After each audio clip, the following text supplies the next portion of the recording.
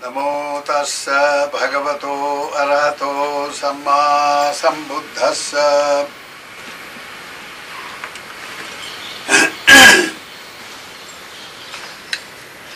In this series, we have been discussing about the 7 stages of spiritual purification and how that comes about. This is based upon Rathavinita Sutta, and the first part of the sutta deals with an enlightened saint, an enlightened person, an Arahat, who is a perfect one, who has overcome all the limitations of the worldly existence, and who is delivered from the wheel of karma and rebirth, free from karma and rebirth, and who enjoys the ultimate bliss and freedom, vimukti rasa, who enjoys the freedom, deliverance and peace and bliss of the Nibbanic stage. Now, before we go into this in a greater detail, because one has to understand, when one has the spiritual goal, you see, of Nibbana, that is to attain enlightenment, then it is good to know how an enlightened saint, an enlightened being, how he behaves in his normal day-to-day life, how he interacts with the world, interacts with people, and he is one whose consciousness is totally transformed. It's like the milk becoming ghee. So that consciousness is very, very different indeed. It is freed from all the bandhanas, all the bondages of worldly existence, and absolutely pure and noble consciousness. So with that, he has endowed with that kind of pure and very transcendental, perfect consciousness to live in a world of dirt and defilement, world of imperfection, world of involvement of all kinds, world of conflict. How does he behave? How does he go about, and how does he improve the quality of the world? An Arahat in the Buddhist context is not one who is trying to escape from the responsibilities of the world. Having been born in this world, there are certain responsibilities. For the householder is the householder's responsibility, the family, the society, and the world. Similarly, for the enlightened being, he has a much, much greater responsibility of maintaining peace and happiness in the world by bringing about, by stimulating the minds of the people with those spiritual qualities that bring about moral purity, purity of mind, purity of understanding, born of moral purity and purity of mind, etc. So there are 7 stages of purifications or purity that the saints, having attained those, you see, themselves, the Arahats having attained themselves, they also promote them in a very, very practical and realistic way by becoming an exemplar of those sublime spiritual qualities. So a Buddhist saint, a liberated Arahat, is not one who runs away from the world, far from it. He is very much in it, yet above it. He is in the world, yet he is above the world. The world does not touch him in any manner. Puthasya loka dhammehi chittang yasya na kampati. Ashokang virajang khemang etang mangalamuttamang. So in the Mangala Sutta, Bhagavan Buddha has very clearly spelled out the role of an Arahat in the world. By having attained the transcendental purity and perfection, the transcendental deliverance and freedom of mind, and the bliss and peace that arises because of that. Having gained all that, he is now fully engaged in bringing about that peace and bliss in the minds of all those who follows him. Now this picture of an enlightened person is very, very real. You can see that if you go to a country like Burma or Siam or Thailand and all these Buddhist countries, particularly the Theravada Buddhism, where they have retained and they have preserved the original teachings of the Buddha in their pristine purity. Whereas there are other countries where you have other schools of Buddhism, other traditions. They have mixed the teaching up so much that there is very little really you can identify with the original teaching. So much so that they get very much mixed up with worldly things, and religion also tends to become, you see, quite mixed up with world. These countries can be very rich. In fact, they are rich. Japan, for instance, and all that. And they are very militarily powerful like China. But then they have lost much of the original glory of the teaching of the Master, as preserved in Pali Tipitaka. You see. So now, coming to the very point, the saints, the Arahats, are to be found even today in these countries like Burma and all that. So their lives reflect the nature of Nibbana itself. What is Nibbana? Nibbana is deliverance from worldly existence. And there are three distinct stages, or you can identify the three different levels at which this Nibbanic experience, the deliverance from the bondages of worldly existence. Now, for instance, the first level of Nibbana is enjoyed by the enlightened person, not fully enlightened, but who has entered into the path of enlightenment, and his mind has become totally transformed as a result. And such a person is known as Sotapanna, one who has entered the stream of Nibbana, the stream that directly leaves it, takes him, irreversibly takes him to the ultimate state of perfection and purity of Nibbana. So the Sotapanna is liberated, delivered once and for all from all the subhuman planes of existence. There are 4 such subhuman planes of existence. Now a Sotapanna can never be reborn in the 4 apaya, the states of woeful planes of existence, like the animal plane, the ghosts or the spirit, evil spirit and so on, or the diabolical being, the titanic beings of asuras and all that. Or, for instance, the Sotapanna can never be born in the Nirayas, in the hellish worlds and so on. So now, he is totally delivered from all these 4 stages of subhuman and painful states of existence.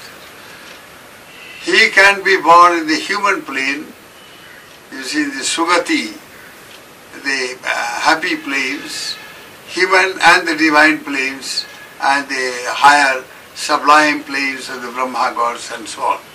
But then, as a human being, he can never be born in any state of suffering. He can never be born in the house of a person who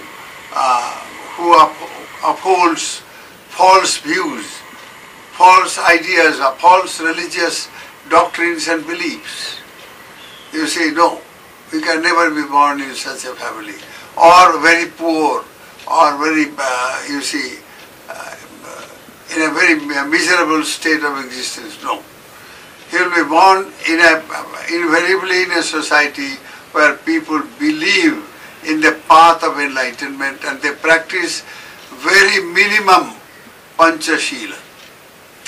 That is the very minimum level of moral purification they achieve as a householder. Now imagine a householder or in the family of a householder where they never kill any living creature, not even a small insect or like a fly or a mosquito or anything, no. They never harm or destroy life in any form. They're totally inoffensive, totally non-violent, in the negative sense of this virtue, but in the positive sense, they are extremely lovable, loving people, very friendly people, and very compassionate and so on. Now, I have personally had experience. When I first went to Sri Lanka in 1949, the first thing I saw struck me very profoundly. I saw the people smiling all the time and very cheerful, very friendly. They are not unfriendly, they are not hostile, they don't suspect anything of your motive or this, that, nothing. And very positive minded. So that struck me that here when a person really follows the Panchashila, the first Sila itself, of not killing, not destroying, but promoting the well-being of life and being very friendly and cheerful. A very cheerful attitude of life is a very wonderful thing. And they acquire that cheerful attitude of life by being non-violent and inoffensive and metta bhavana, universal love towards everybody. They don't have any sense of an enemy at all. They don't accept that so-and-so is my enemy or that such and such caste, they are hina, no, or they are enemies, they are, and all that sort of thing. No. So this, by following just one Sila, their whole life, the attitude of life changes. Then I also saw, however poor, these people love to give dana. I used to go for Pindapata, that is alms round. I was staying in a mountainous place, in a place called Nurelia, and it's all tea estates and all that huge, and they are very poor people, they are all garden coolies and all that sort of thing. I practiced complete seclusion, away from the world, away from everything. It's a jungle country there. So I used to go for Pindapata. My goodness, these poor people, they will come and very humbly and very lovingly invite me and take me there and give me whatever they are able to give. And with so much love and such joy. And they were very poor people. I was struck by that. Then I also saw the relationship between men and women there. They are very respectful to each other. I found, they have built up a society where men down upon women, women do not look down upon men, and they don't want to bully each other and all that. No. A sense of respect and very good relationship. And these things I saw and I was very struck in the very first year of my stay there. And then their speech, very sweet, and they don't find fault easily. They try to see the good things whenever they can. And like this, when I saw all these changes in the human being, I was really convinced that a wonderful civilization and a wonderful culture can be built up just by sticking to, Panchashila. And then when I went to Burma, there it was even more pronounced. And very wonderful, and some very great saints I came across. So I had the very great, good fortune of meeting them and worship them, fall at their feet and get their blessings. And it was wonderful experience, I must tell. So the saintly people, the Arahats and others. Now Sotapanna, by his example, that he is absolutely incapable of breaking the Panchashila. You can never make a Sotapanna break any of the Panchashila rules. And he is controlled with his eyes. He will not let his eyes roam about and see all kinds of objects which will defile the mind. No.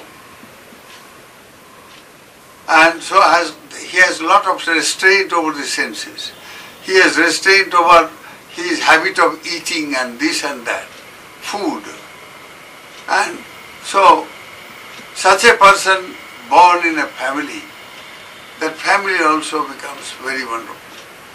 So, though a Sotapanna normally, you see, is born in the Devaloka, but there are instances where Sotapannas can be born in human plane. So, but their lives are so very different, and thereafter, you see, quickly they become Arahats. Not very far away from our place here, for instance, in the Bangladesh Chittagong hill area. See, there they have got this Chakma, a very well-known Bhante, a Chakma saint. Wonderful indeed. He lives in a society where there is so much of conflict and fight and quarrel and this and so much of perverted way of living. You see, in that society, just one saint living there, he is so much respected not only by the Buddhists, but by these Bangladeshi Muslims also. They come there for his blessings and all that. So, a saint, an Arahat, since he has acquired all these qualities of Nibbana. Now what are those qualities? Last time I mentioned, for instance, the Sotapanna, the saint, is incapable of wanting things, wishing things, being greedy and ichha, wanting this, wanting that, too many things. No. He is totally free from that. And why? Because his mind is completely freed from lobha, dosa, moha. From the three roots of evil: greed, hatred, delusion. He is just totally free from all that. So being freed from the root causes of evil, you see, he has expunged the mind of all these evil roots. Now once having done that, thereafter he has no ichha. He doesn't desire anything. The question of desiring this, desiring that, all the time having some desire, no.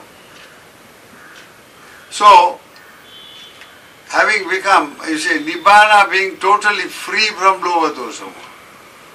You see, Nibbana is a state of deliverance, like the Sotapanna. He is delivered from those four levels of miserable existence and the psychological state connected with those four states. Now, a Sotapanna cannot be violent. So his his mind has become transformed, and because of that he can't commit some bad karma. And because he can't commit bad karma, he cannot be born in a plane of existence where evil exists. So he is freed from those karmas and those planes of existence where those karmas can bring results in the form of rebirth and so on. So this is the first level of Nibbanic, deliverance which you can see. In the second stage, you see the Anagami, who will never be born in the Kamaloka, which includes 11 states of existence, 11 planes of existence. Not only the four levels which have been already, is delivered from that. Now from human existence he is delivered. He can never be born as a human being. He can never be born as devas, Kamaloka devas. There are 6 planes of existence where these devas flourished. They enjoy very, very blissful state of existence, very happy state. They don't know what pain is really, what suffering is. They delight all the time. Their life is full of bliss and happiness and very, very long life indeed. They don't suffer from any of those things which human beings suffer, for instance. But at the lower level of Devaloka, there are other beings also. So, being in the lower level, there, the benefit of Devaloka will be less there. So now, the freedom from Kamaloka itself is the second level of Nibbana. He will never be born in these planes and therefore never suffer from the states of mental states where karmas lead to these states. You see, in the Kamaloka, one is born, whether as a human being or as a deva, because of certain actions, certain volitional actions, that is intentional activity that he or she has committed, that leads to rebirth in this Kamaloka, the world where desire, motivates everything.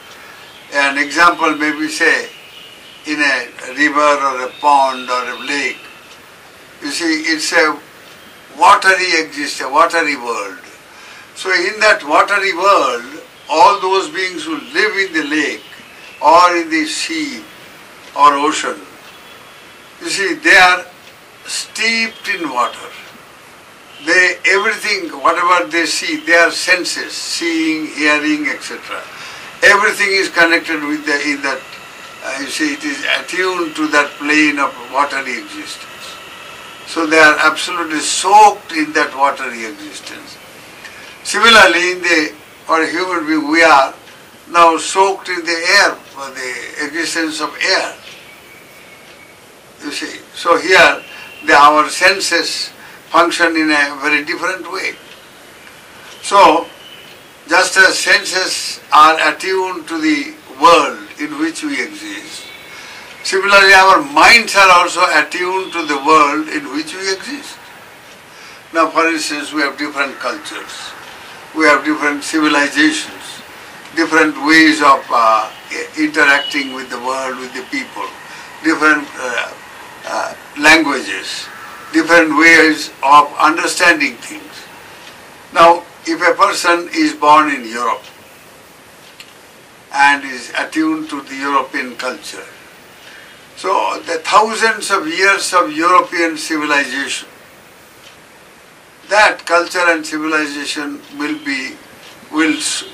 consciousness will be soaked into that. So he will behave as a European in a certain way that an Asian will not do, or an African will not do, or an American will not do.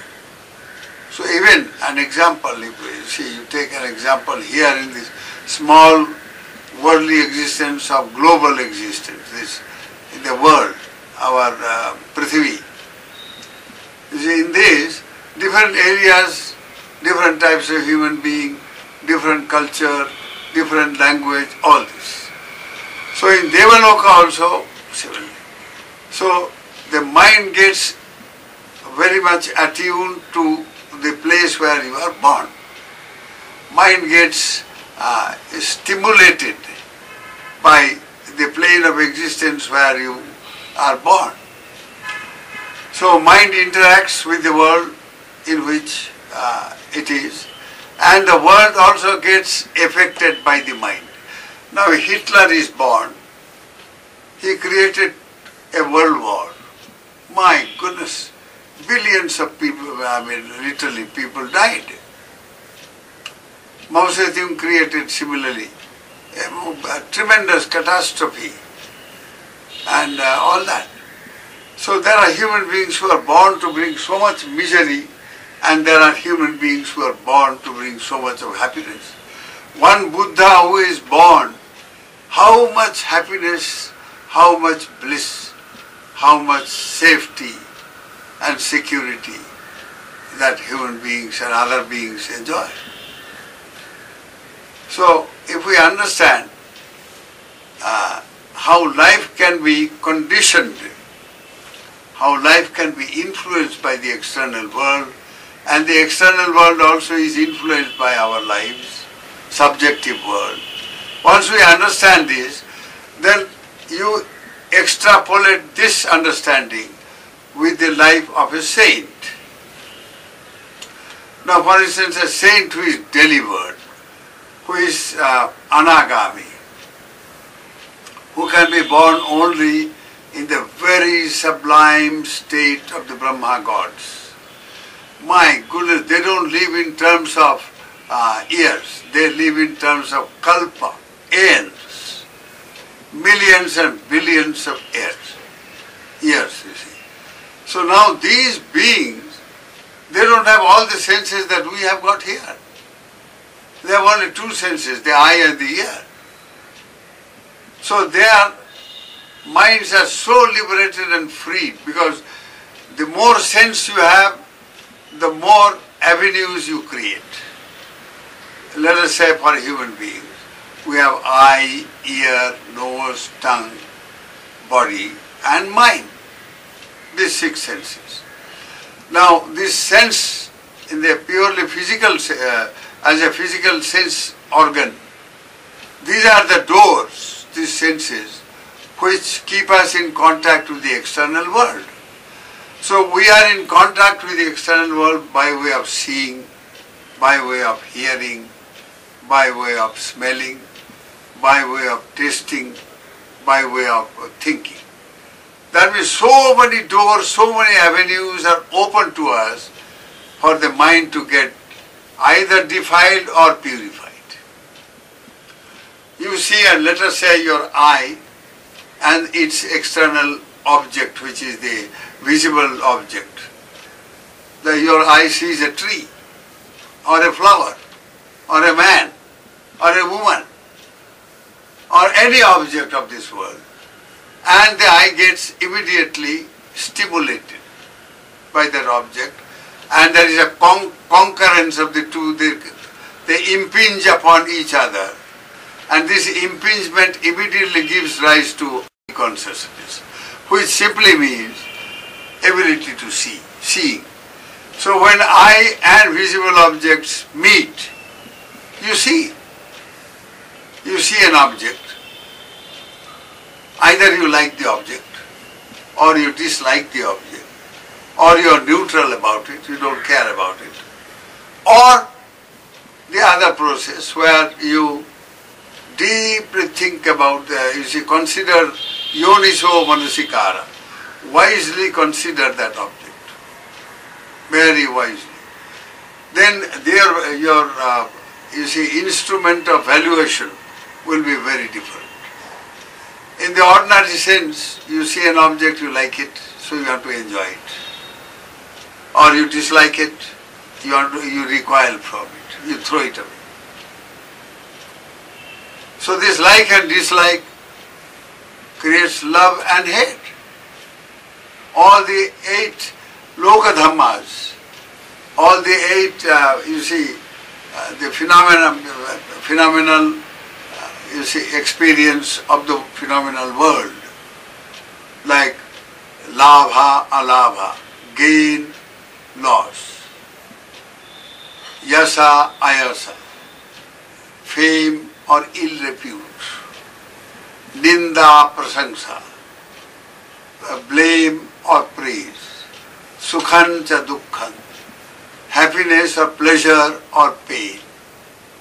Now these are the 8 qualities of worldly existence here in this plane as a human being and also other.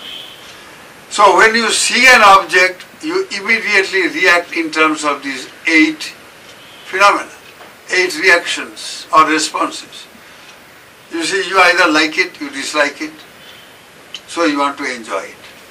And when you enjoy it, you end up creating a state of mind which is unwholesome. You get involved in an unwholesome, evil state of consciousness. And then you get further, you commit an unwholesome action. So this object, this interaction with the object, between I and the object, you end up committing a karma, a bad karma. You want to enjoy that object. If you are a man, you see a woman and then your mind gets defiled, there you are, you commit a karma.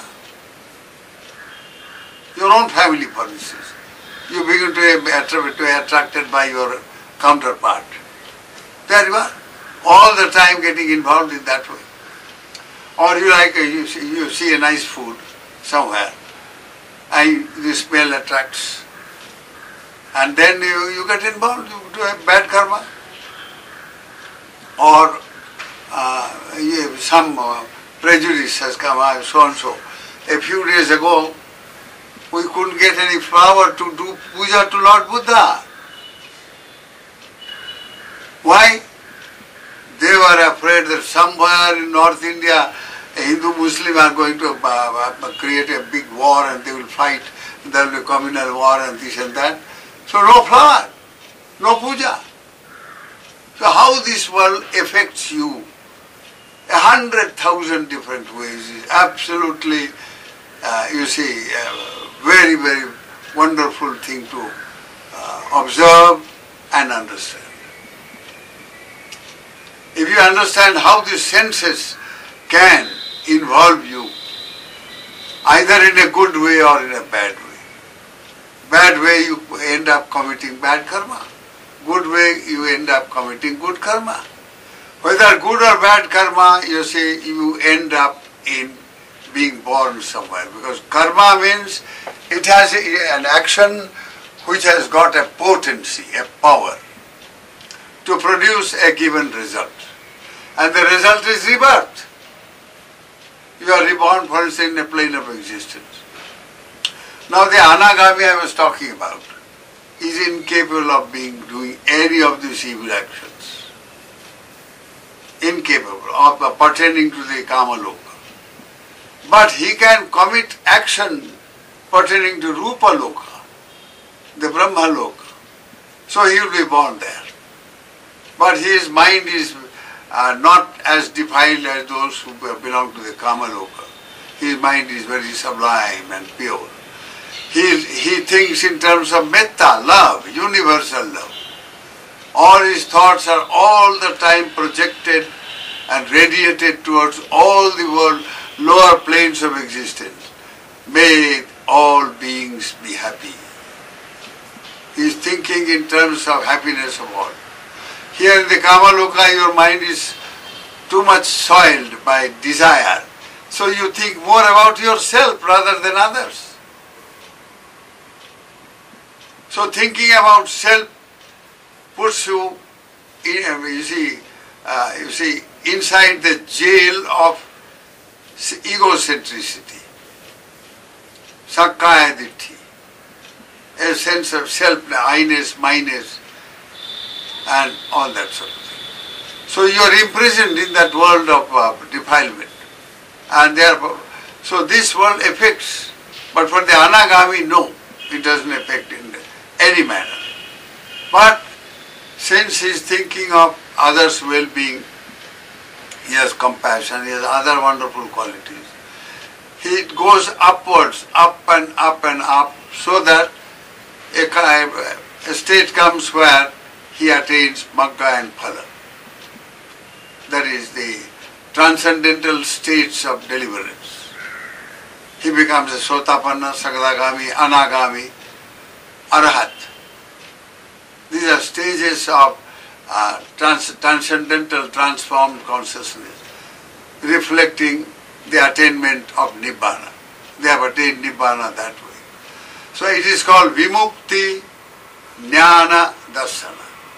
Vimukti Jnana Darsana. Vimukti means deliverance. Now Anagami is delivered, freed, liberated from the world of Kamaloka.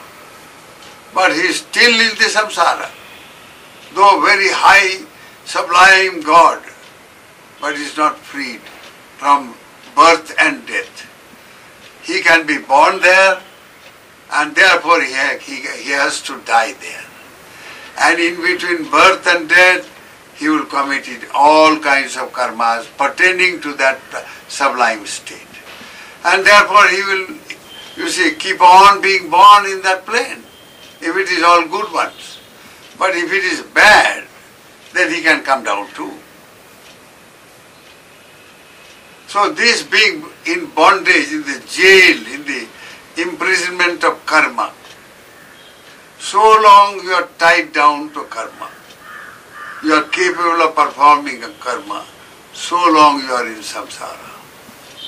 Repeated existence, to be born again and again, to die again and again, and so on. So now the Arahat is liberated from it. He is totally the highest form of liberation, deliverance. He is fully enlightened and fully liberated. So this Arahat's life therefore becomes very, very different on earth. His whole life is dedicated to the promotion of happiness and promotion of higher spiritual qualities and values, so that human beings are freed, their minds are freed from bad karma, from bad action. So those who follow the Arahats, my goodness, they can never break, for instance, the Panchashila. And they will never be born in the lower planes at all. They will be born always in Devaloka and Brahmaloka and so on. They will go up and up and up. But even from the highest level of divine plane, one has to attain freedom. And that will come through transcendental consciousness, born of, Vipassana Jnana. There are 10 states of Vipassana Jnana. That is the transcendental insight into the truth, into the real nature of Nibbana, highest, state of Nibbana. So through these, as you develop these higher stages of Jnana, the 10 stages of Jnanas, that means a direct experience, is a knowledge in the sense of experience. Here you not merely know, but what you know, that you see, that you experience, and that is called vision. So, Vimutti Jnana Darsana.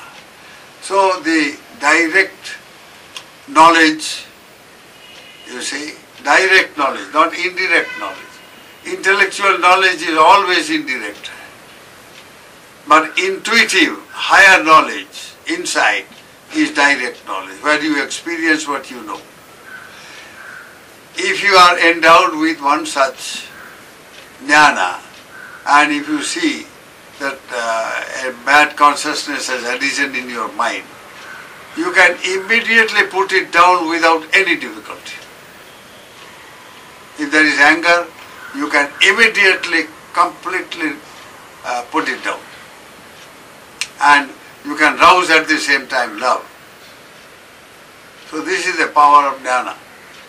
And with that, darshana. So you are actually having a vision of nirvana. Sahavasya darsana sampadaya tayasu dhamma jahita bhavanti. With the attainment of direct vision of Nibbana, it is in the Ratana Sutta explaining describing the nature of a Sotapanna. He has had the first vision, first darshan of Nibbana. Direct vision of Nibbana. He experiences directly as a insight as well as a direct vision. The nature of Nibbana he directly experiences. So this is a very profound, it totally changes the consciousness. So you can never be born in the lower plane and you go up and up. So an Arahat has done his job thoroughly. He has completely liberated the mind from all forms of karmic involvement. He can never perform any karma, intentional karma, leading to any rebirth in any plane of existence. That's a wonderful state of enlightenment. That is freedom from all, state of delusion and ignorance. He has no form of ignorance whatsoever. That is why he is enlightened. Enlightenment is what? Where there is no darkness of unknowing. That is enlightenment. So long you have a darkness, a spot of unknowing, not knowing. For ordinary people, a person may not know what is going to happen after 5 minutes. Whether he will die or he will live, or whether he will gain or lose, he doesn't know. The mind is enveloped in darkness. Then Arahat has dispelled every form of darkness. It is because you don't know that you commit all the bad karma. Say you get angry. That's a bad karma. Mental karma. And when you are angry, you don't know the consequence of your anger. You don't know what is going to happen. What will be the result of that anger? It may lead to murder. It may lead to all kinds of horrible things. So because you don't know the consequence of that, because you don't know that your mind is enveloped by darkness of unknowing, you commit that bad karma. It is as simple as that. So ignorance goes with every evil state of mind. Every time one is involved in desire, one is also involved in ignorance or delusion.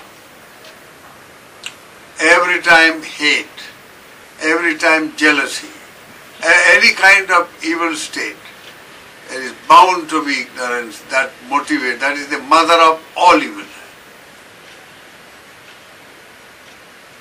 So an Arahat is totally freed from that. So his conduct, here in this sutta he says, is himself having few wishes, he talks to his fellow monks only on the benefits of few wishes. Nibbana has no wish. So when you attain Nibbana, how can you have any wish? That's the simple logic. So he is he is himself being contented. Because he has no wish, he is a contentment. Nibbana is always, contentment is what? Peace of mind. The mind has no conflict. It is not stimulated by anything, no desire. So contented. So not only that, he is one who loves to be in seclusion, not get caught in crowd and noise and all that sort of thing. Because that reflects desire also. In crowd, one likes to see things, enjoy things, buy things, all that. Why people go around and you see this shopping and in the market and all that? Why? Or in a big game. Why? All enjoyment. So now his mind is totally freed from lobha, dosa, moha. So he has no desire for a company and this, that and so on. And therefore he prefers to remain aloof. You see, these are the behavior pattern of an Arahat. So he is himself aloof from company. He talks to monks on the benefits of aloofness and the peace that brings. Himself being energetic, he talks only of rousing energy and vigor and be involved in spiritual purification rather than in worldly acquisition and so on. Himself virtuous, he only talks of benefits of virtue, acquiring virtue. Himself having attained, meditative concentration, he only talks of that. Because these are states of virtue, etc., states which link the mind with Nibbanic state. And he is having attained wisdom, higher wisdom, he only talks about higher wisdom. And further, having attained deliverance from all worldly existence and from all evil state of consciousness, he only talks about freedom, only talks about liberation and the direct vision and the direct knowledge of liberation. And European will talk only about his European heritage. American will talk about his American, the Japanese, the Indian. It's just like that. So, this is the elaboration of what I have spoken already last time. Today I will leave it at this. Next time, to gain these 4 or 3 levels of Nibbana, Nibbanic experience. One, or rather 4 really. One, represented by Sotapatti, Magga and Phala, that is Sotapanna. Second, Sagadagami, he can be born in Kamaloka only one time. Sotapanna can be born only 7 times, no more. Thereafter he goes to Rupa Loka and so on. Sagadagami only once. Anagami never in Kamaloka. And Arahat never in any loka. And reflecting their state of mental freedom and transformation of consciousness and so on. So these are how in their day-to-day life they become the embodiment of these Nibbanic qualities. They are the, they are the exemplars. Into day-to-day life, they will be an example of Nibbanic qualities. So when people go and see them, they are greatly inspired and their minds are filled with devotion and reverence and all that. See, to see an Arahat is a very, very great happiness indeed. I can tell you from personal experience. Having seen such beings, my goodness, it's a one-time glory of life to come in contact with such beings. So may the grace of Bhagavan Buddha be with all of you. May you have the pleasure and the blessing to come in contact with Aryas, with enlightened beings, so that you too may become enlightened and be liberated from the bondages of worldly existence. May you all be happy. Sukhino bhavantu.